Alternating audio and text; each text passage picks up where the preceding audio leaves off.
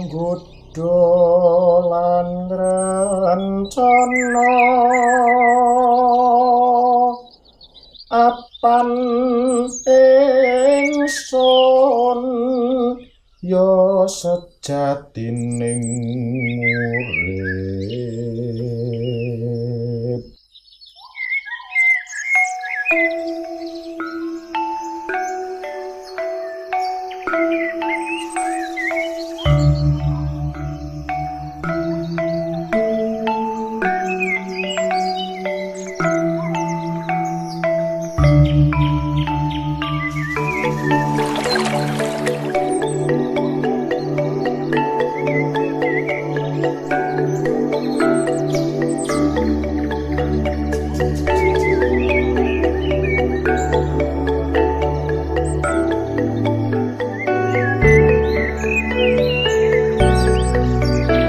Di dalam ajaran agama Hindu terdapat beberapa hari suci Tumpak yang memiliki fungsi dan makna berbeda-beda pada setiap hari Tumpak.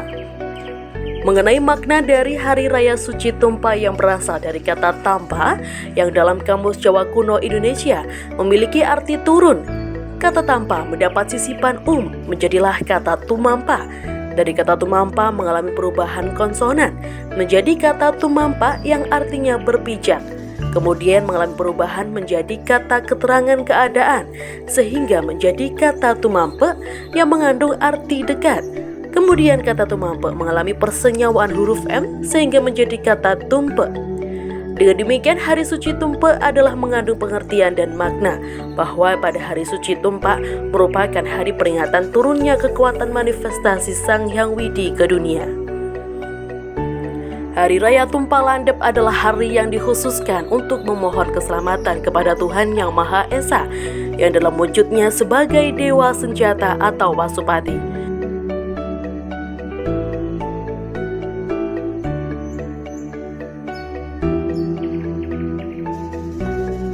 Pelaksanaan upacara Tumpak Landep mengandung hakikat dan makna yang tinggi dan sangat berhubungan dengan kehidupan manusia di dunia, terutama mengenai intelijensi manusia, karena manusia itu sendiri adalah termasuk makhluk religius yang selalu berhubungan dengan kekuatan supranatural.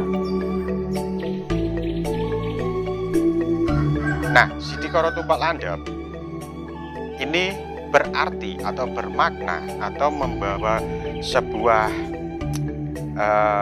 alur peristiwa itu diawali dari bahan daripada tosan aji.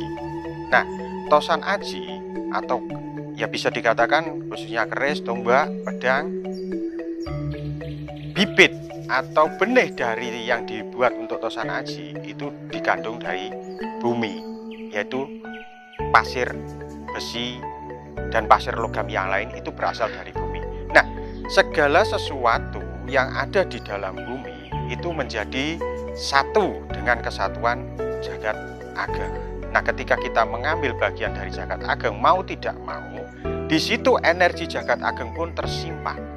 Nah, ketika energi yang kita ambil dari jagat ageng kita bentuk, kita wujudkan sebagai sebuah pusaka, baik itu keris, baik itu tombak, baik itu pedang, artinya hubungan energi baik itu dari jagat ageng terhadap pusaka juga terhadap si pemegang pusaka ini saling berkaitan.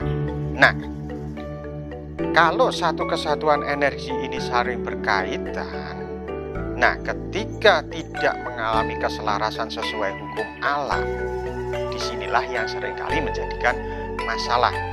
Nah, ketika kita mengambil bagian-bagian itu, biji besi, biji nikel, biji baja, dan kita satukan menjadi sebuah pusaka. Lah, ketika pemakaian pusaka-pusaka ini menyeleweng atau tidak sesuai dengan niatan awal untuk kebaikan, disinilah terganggunya keselarasan itu. Nah, dari sini ada yang namanya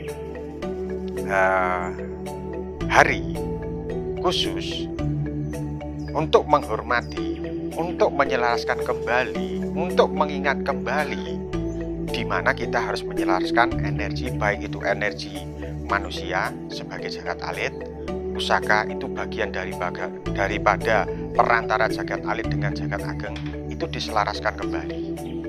Nah, ketika diselaraskan kembali, ada yang namanya ritual Sidikoro Tumpak Landep.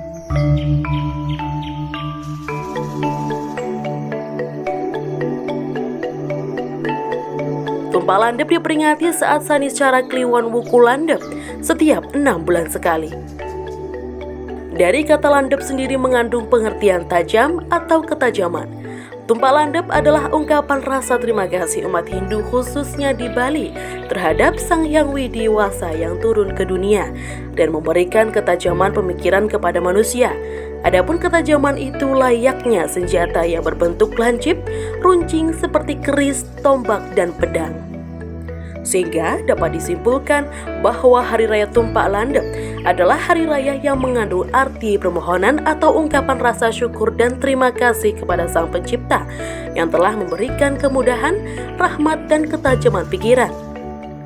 Di hari ini juga manusia dan umat Hindu khususnya di Bali diajarkan agar dapat mempergunakan dan memanfaatkan benda yang terbuat dari logam untuk kesejahteraan dan kemakmuran dalam menjalankan kehidupan.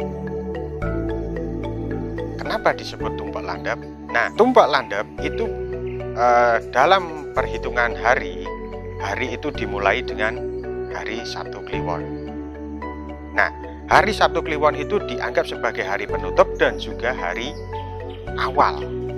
Nah, dari situ, dari awal menjadi hari akhir juga.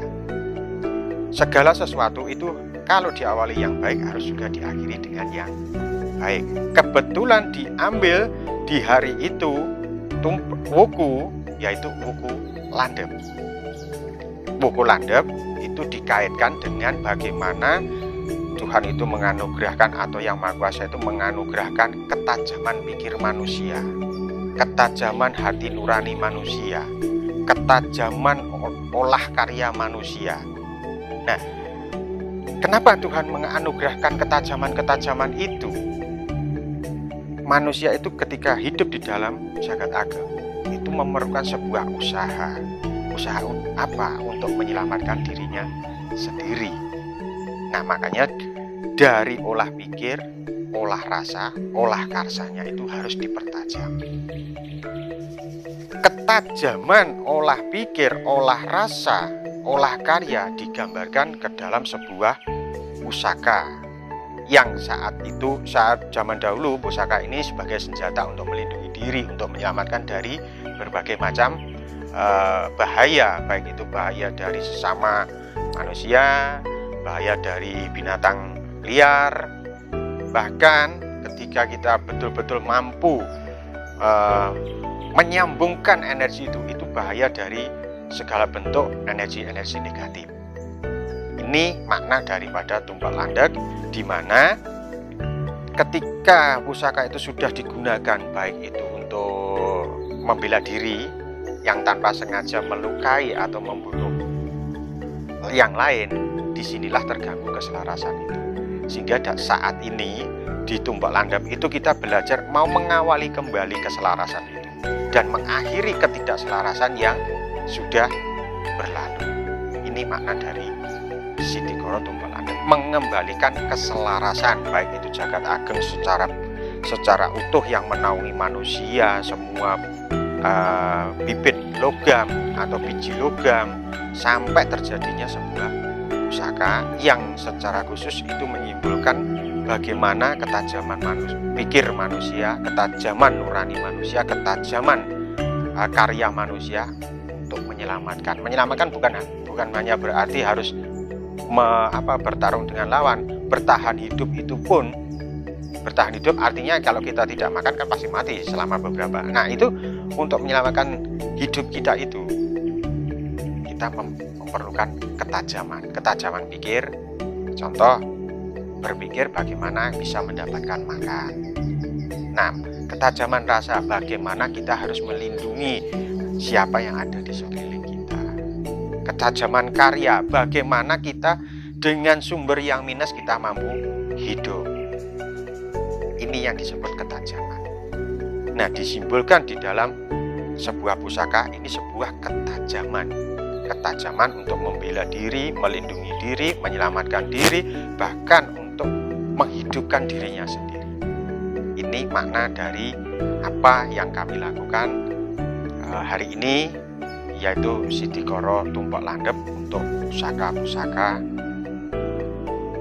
yang sudah berupa keris maupun tombak maupun pedang.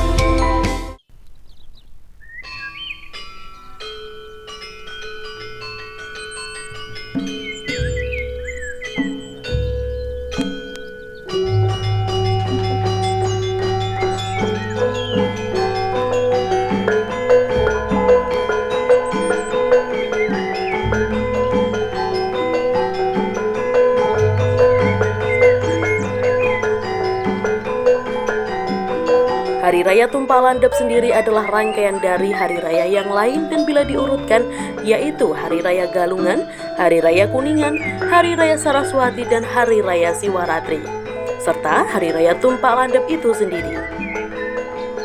Upacara Tumpah Landep tidak hanya diadakan di Bali, melainkan juga masih diadakan dan dilestarikan di Jawa. Tetapi ada perbedaan tata cara melakukannya, tidak sama dengan upacara Tumpah Landep di Bali. Salah satu empu di daerah Blitar yang masih menggunakan hari Tumpah Landep sebagai hari untuk memetri pusaka. Dalam perayaan Tumpah Landep sendiri bisa dilakukan di rumah dan pura dengan cara mengumpulkan benda-benda pusaka atau benda yang terbuat dari logam.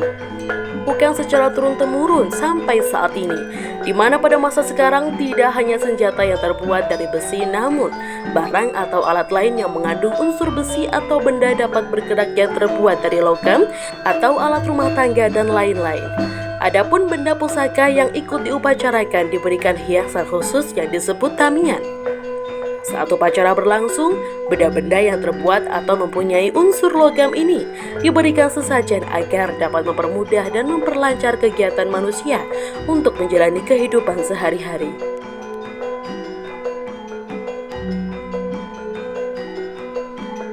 Untuk prosesnya dari Sidikoro Tumpah Landep sendiri, yang pertama itu kita menjamas atau mensucikan benda pusaka. Memang saat ini keris tidak digunakan untuk berperang saling menusuk sehingga dia akan ada bercak darah atau gimana. Nah, yang penting kita berusaha membersihkan dari kotoran, debu, bekas minyak, atau mungkin ada karat. Nah, itu kita bersihkan dengan penyimbulan kita sujeni atau kita jamasi.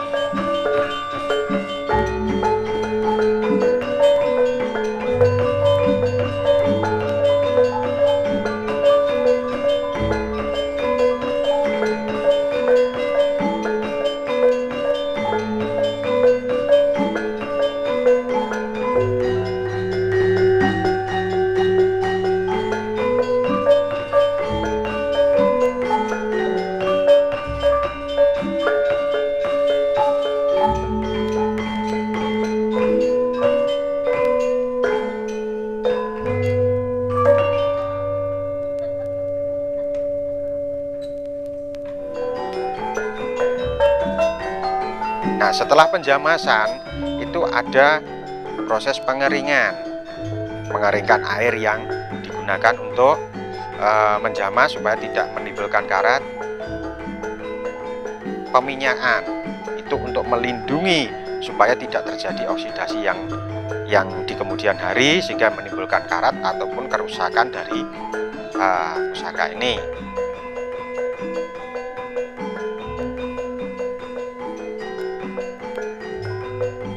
Nah, selanjutnya setelah proses jamasan dari menjamas sampai meminyaki selesai, maka ketika banyak yang diikutkan seperti ini, kami akan memberikan tanda. Nah, tanda bahwa ini pusaka yang sudah pernah dijamas. Salah satunya bisa dicontohkan seperti ini. Kami memberikan tanda kalung berupa kandil. Seperti ini tanda di mana pusaka ini sudah siap dan sudah pernah diikutkan Sidikoro, Tumpak Landep atau penyelarasan energi kembali.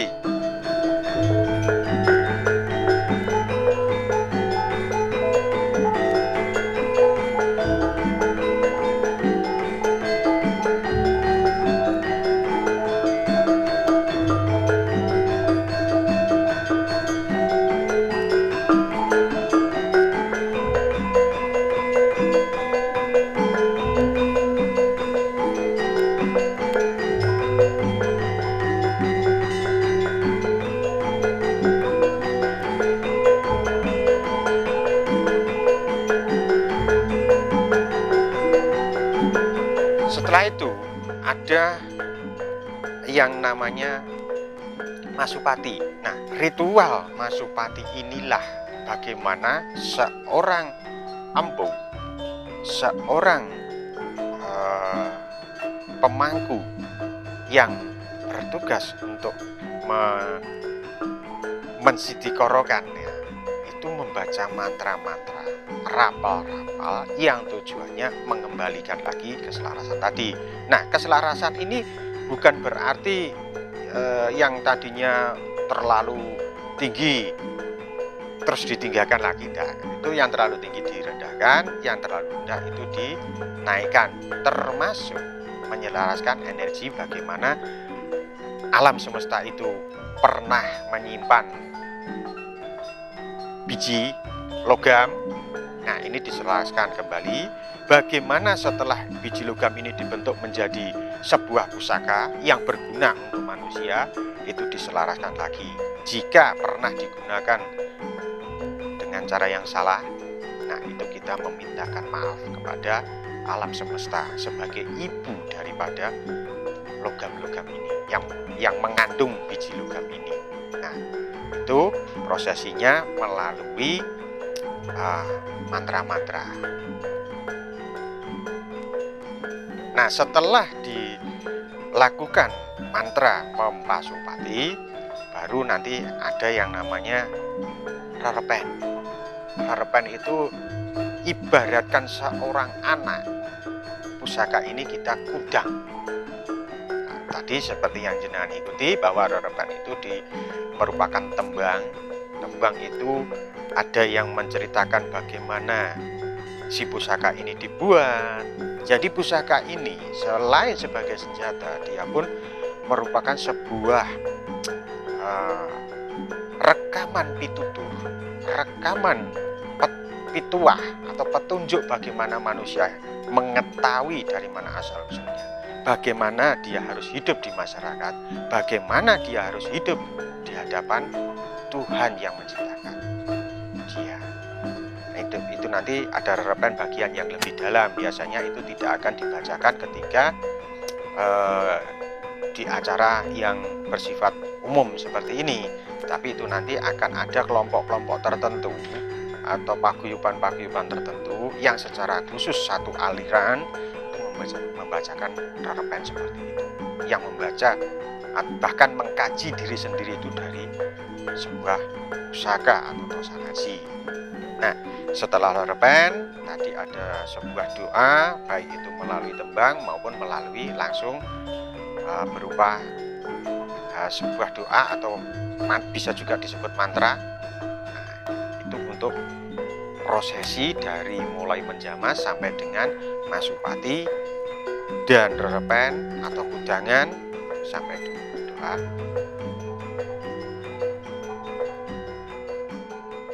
Sing suku sing asira sing tenggak lawan kala sing buntut padha padha sira suminggao mulya ing asaneki.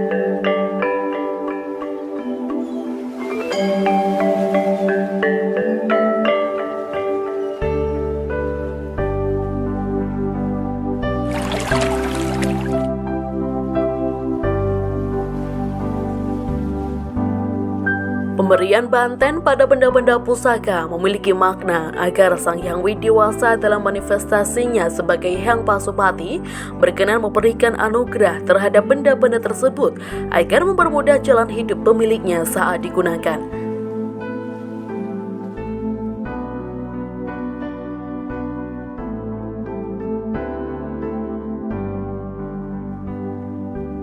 Dalam Lontar Sudarikama dijelaskan bahwa banten yang digunakan pada hari raya Tumpak Landep yakni tumpeng putih kuning yang dilengkapi dengan lauk, daun, buah-buahan dan lain-lain.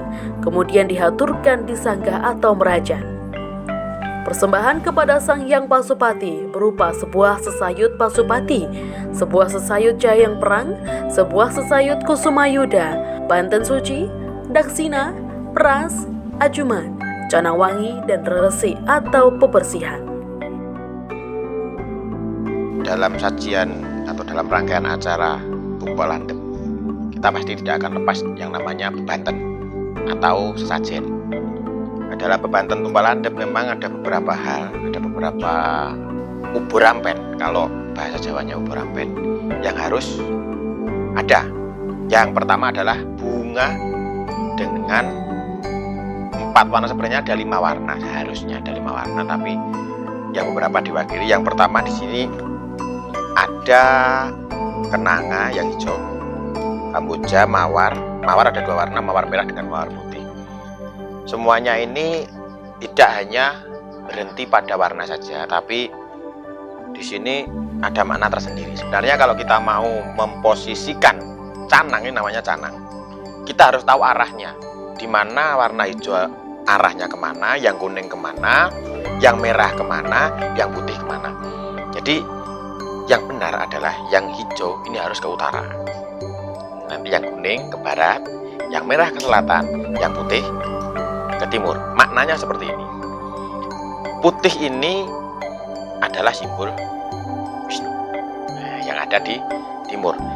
Kalau dalam pusaka di sini nanti akan membawa jenis besi masing-masing.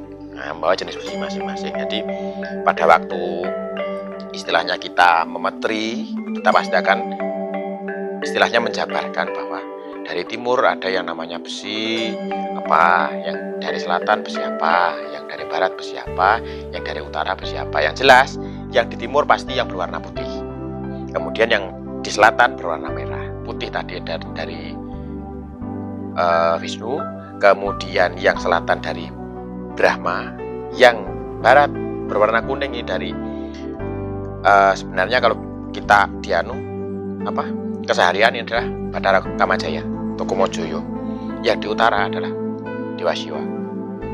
Dia punya warna putih, merah, kuning, hitam. Nah, kalau dalam masalah perkerisan, jadi kasanah perkerisan, ketika kita membuat pusaka sendiri, kita harus tahu karakternya seperti apa yang ada di putih nanti, yang ada di merah. Kalau orang Jawa itu yang pasti menonjol adalah adanya lawamah, mutmainah, subiyah, kemudian amarah. Nah, di tengahnya ini ada irisan pandan. Nah, di sini ada irisan pandan. Ini saya turunkan nih. ada irisan pandan. Ini sebenarnya kalau kita buat simbol, ini adalah simbol moncowarno atau 5 warna yang menjadi satu.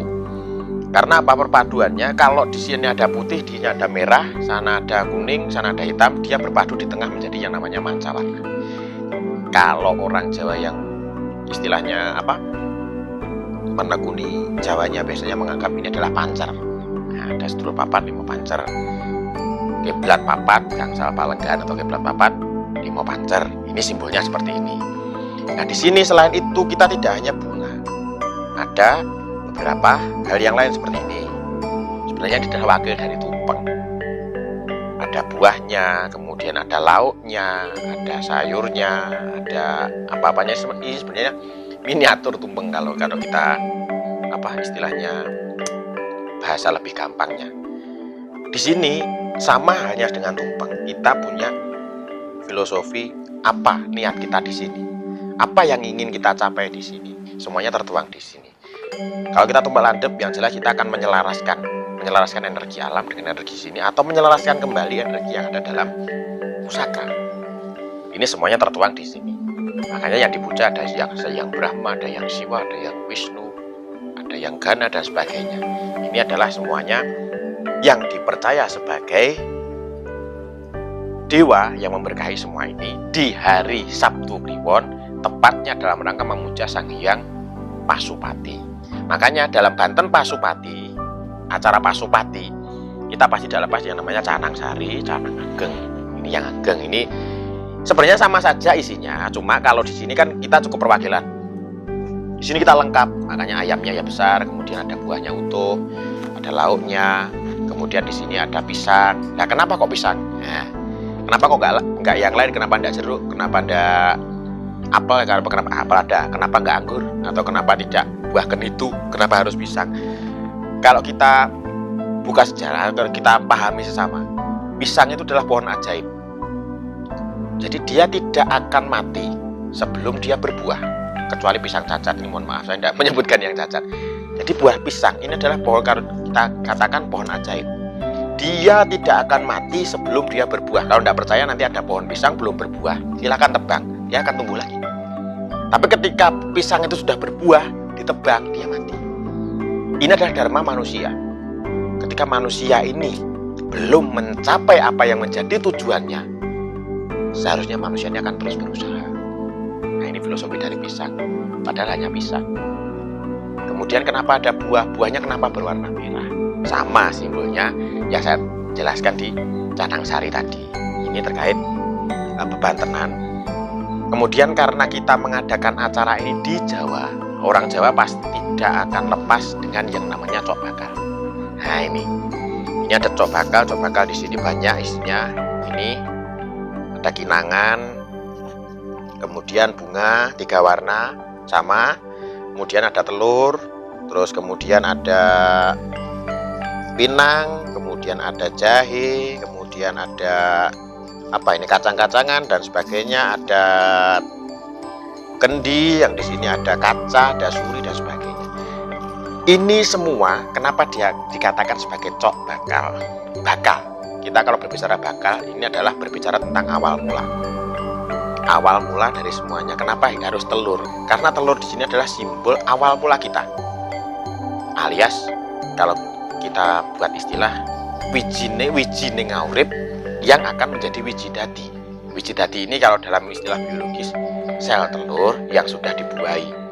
Maka di sini akan menjadi cikal bakal seorang manusia. Dari sel telur dibuahi kemudian menjadi janin, bertumbuh menjadi bayi dan sebagainya, lahir jadilah manusia normal. Ini disimbolkan di telur. Kemudian ada 3 bunga, ada mawar, ada kenanga, ada kandil. Kenapa? Mawar ini adalah simbol semua yang terjadi di alam ini, mawarno-warno. Ada yang miskin, ada yang sedang, ada yang kaya, kemudian ada yang pintar, ada yang, saya tidak mengatakan bodoh, belum pintar gitu aja. Kemudian ada laki-laki, ada perempuan dan sebagainya. Itu adalah semua yang ada di alam. Kenongo. Kenapa harus kenongo? Coba kenongo. Ningono utawa pahamilah resapi semua yang ada di sini, yang ada di semuanya ini.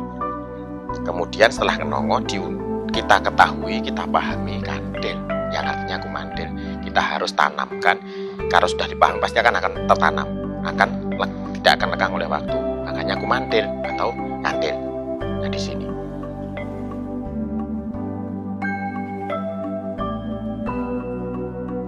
Pada pelaksanaan upacara tumpak landep yang juga mempergunakan sarana uparingga atau simbol suci yang bersifat tajam, yaitu sebilah atau senjata keris.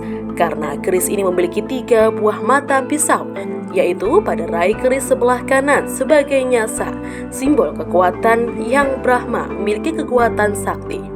Rai keris sebelah kiri sebagai simbol kekuatan Hyang Wisnu memiliki kekuatan Siddhi. Pada ujung keris adalah sebagai simbol kekuatan Sang Yasiwa, memiliki kekuatan mandi. Dari ketiga kekuatan tadi tidak hanya bersifat spiritual saja, namun juga bersifat nyata. Seperti kata Siddhi juga dapat diartikan Siddha, yang maksudnya kebersihan, sedangkan kata Sakti dapat diartikan Sakta, yang dimaksudkan ada, dan kata Mandi dapat diartikan Manda, yang maksudnya selalu mengalir. Dengan demikian segala bentuk anugerah dari Sang Hyang Widi ke dunia selalu bersifat wahya dan diatmika agar tetap terjaganya keserasian, keseimbangan, dan keselarasan antara dunia dan akhirat atau alam baka dan alam fana.